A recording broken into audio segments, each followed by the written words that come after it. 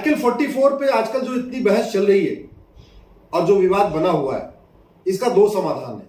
पहला तो ये कि जो यूनिफॉर्म सिविल कोड कहा जा रहा है, इसमें से यूनिफॉर्म हटा दिया जाए, इंडियन जोड़ दिया जाए, यानी इसका नाम रख दिया जाए इंडियन सिविल कोड। क्योंकि भारत में सैकड़ों ऐसे कानून हैं जिसका पहला शब्द इंडियन होता है। Indian penal code, Indian tax code, Indian education code, सब में पहला शब्द इंडियन होता है। तो एक तो यह कि नाम इसका अगर बदल दिया जाए तो आधा विवाद यहीं खत्म हो जाएगा। दूसरा, इसके बारे में पूरे देश में जन जागरण किया जाए। जन जागरण का सबसे अच्छा माध्यम है हमारे देश में कॉलेज, जो डिग्री कॉलेज हैं, इंजीनियरिंग कॉलेज हैं, एमबीए कॉलेज हैं, मेडिकल कॉलेज हैं और यूनिवर्सिटी। इसलिए मैं देश के सभी जितने भी हमारे कॉलेजेस हैं, सबके प्राचार्य से हाथ जोड़ के निवेदन करता हूं, सभी यूनिवर्सिटी के वाइस चांसलर से हाथ जोड़ के निवेदन करता हूं, आप अपने यूनिवर्सिटी में, अपने कॉलेज में इंडियन सिविल कोड के ऊपर एक कम से कम लेक्चर जरूर रखिए।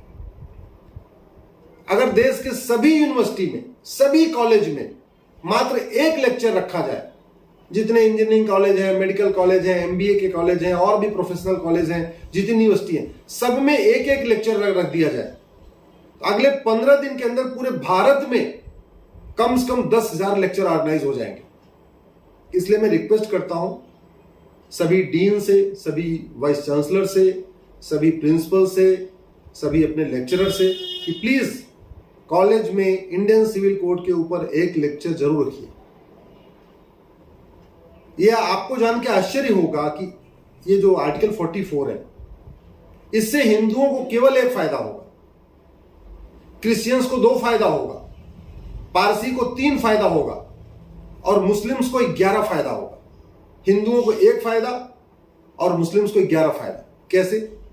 आर्टिकल 44 जब इंप्लीमेंट होगा, यानी जब इंडियन सिविल कोड आएगा, तो केवल हिंदुओं को इतना लाभ होगा कि सबको शादी का रजिस्ट्रेशन कराना कंपलसरी हो जाएगा। बस इतना सा ही बेनिफिट होना है कि शादी का रजिस्ट्रेशन कराना कंपलसरी हो जाएगा।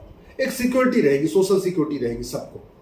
सरकार के पास भी एक डिटेल रहेगा कि हाँ भाई टोटल कितने फैमिली हैं भारत में, कितने लोग मैरिड हैं, कितने लोगों ने शादी किया हो। क्रिश्चियंस को 2 फायदा होगा, एक तो शादी का रजिस्ट्रेशन कंपलसरी हो जाएगा, दूसरा बेनिफिट ये होगा जो उनका कूलिंग पीरियड है, अगर वो डिवोर्स के लिए अप्लाई करते हैं तो उनको 2 साल तक इंतजार करना होता है, जबकि हिंदुओं में जो कूलिंग पीरियड है वो मात्र 6 महीने का है। मुस्लिम और क्रिश्चियंस में जो कूलिंग पीरियड है 2 साल का है, तो उनका भी कूलिंग पीरियड 6 महीने का हो जाएगा। तो उसका फायदा ये होगा कि जो 2 साल तक इंतजार करना होता है, जहां वाइफ हस्बैंड दोनों रेडी हैं डिवोर्स लेने के लिए, इसके बावजूद 2 साल वेट करना पड़ता है, वो खत्म हो जाएगा। पारसी को 3 फायदा होगा। पहला तो ये उनकी शादी का रजिस्ट्रेशन उनके यहाँ भी कंपलसरी हो जाएगा। दूसरा, उनको विरासत और वसीयत में इक्वल राइट हो जाएगा बहन बेटियों को। वो पारसी से शादी करें, गैर पारसी से शादी करें, अपनी कम्युनिटी के बाहर शादी करें, उनको विरासत और वसीयत, सक्सेशन और इनहेरिटेंस का इक्वल राइट बना रहेगा। लेकिन मुस्लिम बेटियों को तो 11 फायदा होगा। सबसे पहला फायदा, शादी विवाह की उम्र समान हो जाएगी। अभी उनकी 9 साल चल रही है, वो 18 साल हो जाएगी या 19 साल या 20 साल, अभी तो पार्लियामेंट में तय होगा। जो भी होगा, कम से कम 18 साल तो होगी। तो स्वाभाविक सी बात है हमारी मुस्लिम बेटियां भी पढ़ेंगी, साक्षर बनेंगी। 18 साल के बाद शादी होगी तो उनका स्वास्थ्य भी अच्छा रहेगा। समझदार हो जाएंगी तो उनकी प्रताड़ना कम होगी, उनका मेंटल टॉर्चर कम होगा। उनको कम से कम 12वीं तक उनकी पढ़ाई हो चुकी होगी, तो कम से कम जिस भी लाइन से पढ़ाई करेंगे, बेसिक उनको नॉलेज भी होगी, एक जिम्मेदार और नागरिक बन जाएंगे। दूसरा फायदा होगा, शादी का उनका रजिस्ट्रेशन कंपलसरी हो जाएगा, हालांकि वो सबको हो रहा है। तीसरा क्या फायदा होगा, ग्राउंड्स ऑफ डिवोर्स सबका कॉमन हो जाएगा। अभी मुस्लिम बेटियों को किस आधार पर डिवोर्स देना है वो कहीं लिखा ही नहीं है, कोडिफाइड ही नहीं है। तो अगर रोटी ठंडी हो जाए तो भी डिवोर्स हो जा रहा है, दूध में चीनी नहीं मिलाया तो भी डिवोर्स हो जा रहा है, चाय ठंडी हो रही है तो भी डिवोर्स हो जा रहा है। और ट्रिपल तलाक भले खत्म हो गया, 4 तरीके के तलाक अभी भी चल रहे हैं। तलाके हसन चल रहा है, तलाके एहसन चल रहा है, तलाके बाइन चल रहा है, तलाके किनाया चल रहा है। और ये चारों तलाक ईमेल के जरिए होता है, व्हाट्सएप के जरिए होता है, कुरियर के जरिए होता है, इस तरीके से चल रहा है। तो ग्राउंड्स ऑफ डिवोर्स भी कॉमन हो जाएगा हिंदू, मुस्लिम, पारसी, ईसाई के लिए। तो फायदा क्या हो, सबसे ज्यादा फायदा होगा मुस्लिम बेटियों को।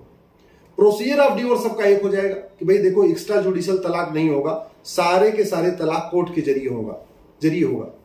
तो हिंदू, क्रिश्चियंस, पारसी में ऑलरेडी कोर्ट के जरिए ही डिवोर्स होता है। किसका नहीं हो रहा है? मुस्लिम बेटियों को। तो फायदा किसको होगा? मुस्लिम बेटियों को। इसी तरीके से गुजारा भत्ता, मेंटेनेंस, भाई तलाक हो गया, अब बेटी कहां जाएगी?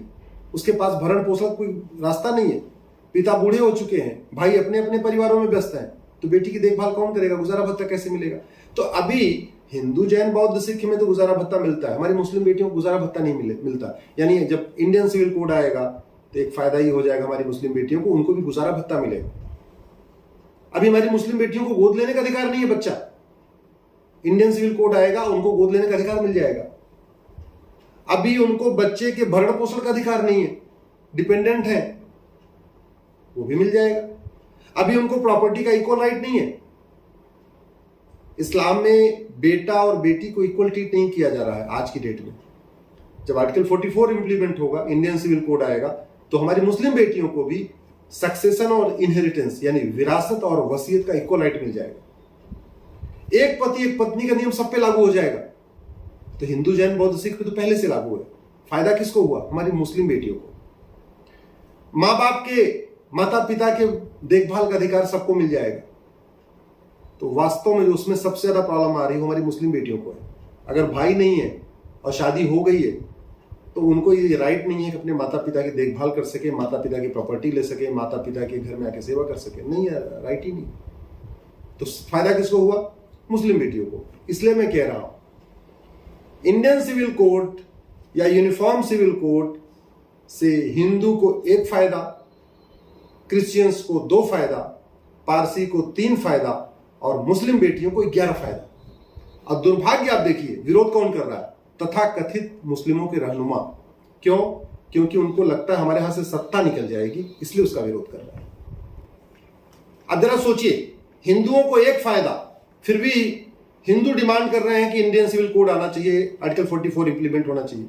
मुस्लिम्स को 11 फायदा, फिर भी मुस्लिम्स की बात करने वाली पॉलिटिकल पार्टियां, NGO, personal law board, Jamiat Ulama Hind इसका विरोध कर रहा है।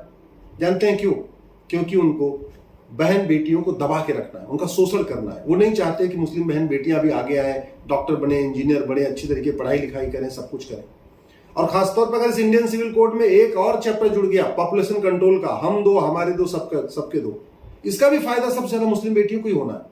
सबसे ज्यादा तबीयत उन्हीं की खराब हो रही है, ज्यादा बच्चा होने से उन्हीं की तबीयत खराब हो रही है, उन्हीं का डेवलपमेंट रुक रहा है, पूरी जिंदगी के बच्चों की देखभाल करते रह जाते हैं, उनकी अपनी जिंदगी में कुछ बचता ही नहीं है। इसलिए मैं देश के सभी आदरणीय प्राचार्य, प्रधानाचार्य और अपने कुलपति, उपकुलपति सबसे रिक्वेस्ट करता हूं, प्लीज देर मत करिए, अपने कॉलेज में इंडियन सिविल कोड के ऊपर 1 लेक्चर जरूर रखिए। मैंने तो अभी तय कर लिया कि जब तक ये इंडियन सिविल कोड नहीं आएगा, आर्टिकल 44 इंप्लीमेंट नहीं होगा, तब तक नई PIL नहीं करूंगा, कोर्ट कम जाऊंगा और देश में ज्यादा घूमूंगा। जहां जहां पे मुझे इन्विटेशन आ रहा है मैं हर जगह जा रहा हूं। मैं लगातार बाहर निकलना मैंने शुरू कर दिया है, बाहर भ्रमण कर रहा हूं। आपके भी कॉलेज में अगर प्रोग्राम है तो आप कांटेक्ट करिए। अगर मेरे पास समय रहा तो मैं जरूर आऊंगा।